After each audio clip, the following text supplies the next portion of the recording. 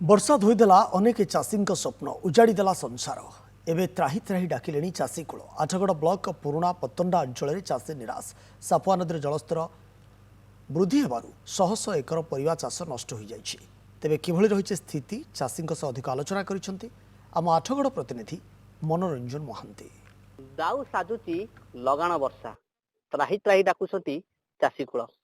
এই ଦୃଶ୍ୟ ହେଉଛି ଆଠଗଡ଼ ବ୍ଲକର ଇଚ୍ଛାପୁର ପଞ୍ଚାୟତର ପୁରୁଣା ପତଣ୍ଡା ଅଞ୍ଚଳର ଚାଷ ଜମିର। ସେ ଜଣକ ମୋ କ୍ୟାମେରା ପର୍ସନ ଅନୁରୋଧ କରି ଦେଖିବେ କିଭଳି ଭାବେ ଯୋଉ ଅମଳ ହଉଥିଲା କାକୁଡି, ବର୍ତ୍ତମାନ ତାର ତଳ ସବୁ ପଚିଗଲାଣି। କେବଳ ଉପରେ ରହିଛି ନେଳି ଗଛ, କିନ୍ତୁ ତଳ ସମ୍ପୂର୍ଣ୍ଣ ଭାବେ ପଚିଗଲାଣି। କେବଳ କାକୁଡି ନୁହଁ, ଆପଣ କଲରା କଥା କୁହନ୍ତୁ, ଜହ୍ନି କଥା କୁହନ୍ତୁ, ବୋଦି କଥା କୁହନ୍ତୁ, ତାହା ଧୀରେ ଧୀରେ ବର୍ତ୍ତମାନ ନଷ୍ଟ ହେବାକୁ ଲାଗିଲାଣି। କାରଣ ଯେଉଁଭଳି ଭାବରେ ସାପୁଆ ନଦୀରେ ବନ୍ୟା ଆସିବା ଦ୍ୱାରା ପାଖାପାଖି 3 ରୁ 4 ଦିନ ହବ ଏଇ ଜମି ଉପରେ ପାଖାପାଖି 7 ରୁ 8 ଫୁଟର ବନ୍ୟା ଜଳ ପ୍ରବାହିତ ହେଉଥିଲା, ଯୋଉଥିପାଇଁ ସମ୍ପୂର୍ଣ୍ଣ ଚାଷ ଜମି ପାଣିରେ ବୁଡିକି ରହିଥିଲା। ଧୀରେ ଧୀରେ ବର୍ତ୍ତମାନ ପରିବା ଫସଲ ନଷ୍ଟ ହେବାକୁ ଲାଗିଲାଣି। କାରଣ ଏଇ ଯାହା ରହିଛି ଯେ ଆଠଗଡ଼ର କେବଳ ଏଇ ପୁରୁଣା ପତନା ନୁହନ୍ତି, ଆପଣ ମୁକ୍ତାଦେବପୁର କଥା କୁହନ୍ତୁ, ରେଗଡା ପଟା କଥା କୁହନ୍ତୁ, ଏଇ ସବୁ ଅଞ୍ଚଳରୁ ଟ୍ରିପ୍ ପରିବା ପ୍ରତ୍ୟେକ ଦିନ କଟକ, ଭୁବନେଶ୍ୱର ବିଭିନ୍ନ ଅଞ୍ଚଳକୁ ଯାଇଥାଏ।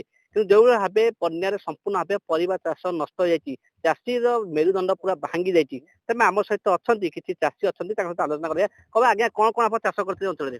ଆମର ପନିପରିବା ସବୁ ଜିନିଷ ଚାଷ ହେଇଥିଲା। ପୋଟଳ ହେଇଥିଲା, କାକୁଡି ହେଇଥିଲା, ଭେଣ୍ଡି ହେଇଥିଲା, ବାଇଗଣ ହେଇଥିଲା, କାକୁଡି ହେଇଥିଲା, ବର୍ତ୍ତମାନ ସବୁ ନଷ୍ଟ ହେଇଗଲାଣି। ଧାନ ବିରୁଆ ସବୁ ନଷ୍ଟ ହେଇଗଲାଣି, କିଛି ନାହିଁ। ଏଠି ଅଣ୍ଟାଏ ପାଣି ରହିଛି ପରା। ସବୁ ଟ୍ରିପ୍ ପରିବା ଯାଏ ପ୍ରତିଦିନ? ହଁ, ଆମର ଡେଲି ଏଠୁ 5,000 7,000 ଲେଖା, 10,000 15,000 20,000 ଟଙ୍କା ଚାଷୀ ଦିଅନ୍ତି ସବୁ। ଆମ ଗାଁ ଯାକ ଭାଗୀରଥପୁର ଗାଁ ଯାକ ଚାଷୀ। କେବଳ କିଛି ଆଉ ଏସବୁ ମିଳିବନି? ନାଇଁ, ଆଉ କିଛି ମିଳେନି। କେବଳ ଆମ ଭାଗୀରଥପୁର ଚାଷୀ ମଣ୍ଡି ମଉଜା, କେବଳ ଚାଷରୁ ଆମେ ଉପକୃତ ହଉ। ଚାଷ ବିନା ଆମର ଆଉ କିଛି ଉପାୟ ନାହିଁ।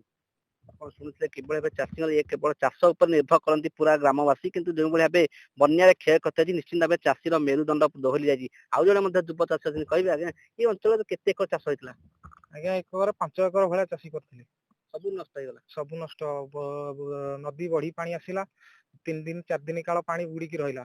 ଯୋଉ ଚାଷୀ ଯାହା ଲଗେଇଥିଲା କୌଣସି ଆଉ ପରିବା ନାହିଁ, ସବୁ ଚାଷ ନଷ୍ଟ ହେଇଯାଇଛି, ସବୁ ପଚି ସଢି ଯାଇଛି।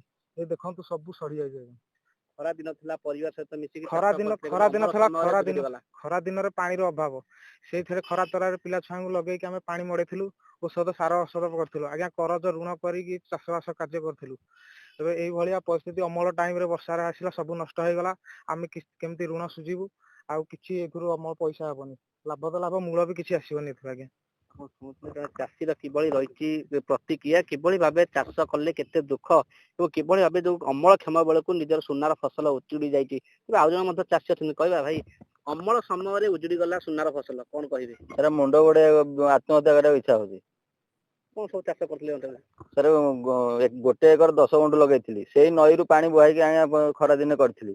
ସେଇ ପୁଣି ଆମ ଜୀବନ ନେଇଗଲା। ଆଉ କଣ, ପ୍ରଶାସନ ଆମର କିଛି ସୁବିଧା ବୁଝୁନି। କିଏ ପ୍ରଶାସନ ଅଧିକାରୀ ଆସିକି ଭେଟିଲେଣି? କେହି ଆସିନାହାନ୍ତି ଆଜ୍ଞା, କେହି ଆସିନାହାନ୍ତି। କଣ ନିବେଦନ ରଖିବେ ସରକାରଙ୍କୁ? ଆମକୁ ସାହାଯ୍ୟ ସହଯୋଗ କଲେ ଆମେ ଉପକୃତ ହବୁ। କଣ କଣ ସବୁ ଫସଲ ଆପଣ କରିଥିଲେ? ଆଉ ପୋଟଳ 10 ଗୁଣ୍ଠ ଲାଗିଥିଲା, ଭେଣ୍ଡି 5 ଗୁଣ୍ଠ, କଲରା 5 ଗୁଣ୍ଠ, ଏମିତି ସବୁ ଲାଗିଥିଲା। 1 ଏକର 10 ଗୁଣ୍ଠ ସବୁ ଲାଗିଥିଲା। ଯୋଉଭଳି ପାଖରେ ପରିବା ବର୍ତ୍ତମାନ ନଷ୍ଟ ହେଇଛି, ଯୋଉଭଳି ପରିବାର ବର୍ତ୍ତମାନ ଧୀରେ ଧୀରେ ଦର ମଧ୍ୟ ବୃଦ୍ଧି ହେଲାଣି, ଯୋଉ ଟିକେ ବଳିଥିଲା ସେ ମଧ୍ୟ ଆଗକୁ ବର୍ଷା ହଉଛି, ସିଏ ବି ନଷ୍ଟ ହେଇଛି। 1 ଟଙ୍କାର ପନିପରିବା ବିକ୍ରି ହବନି, ସବୁ ନଷ୍ଟ ହେଇଗଲା। ଆଜ୍ଞା, ସବୁ ନଷ୍ଟ ହେଇଗଲା। 1 ଟଙ୍କା ମିଳିବନି। ଆପଣ ସିଧାସଳଖ ଚାଷୀର ଆଖି ଆଗରେ ତାର ସୁନାର ଫସଲ ନଷ୍ଟ ହେଇଯାଇଛି।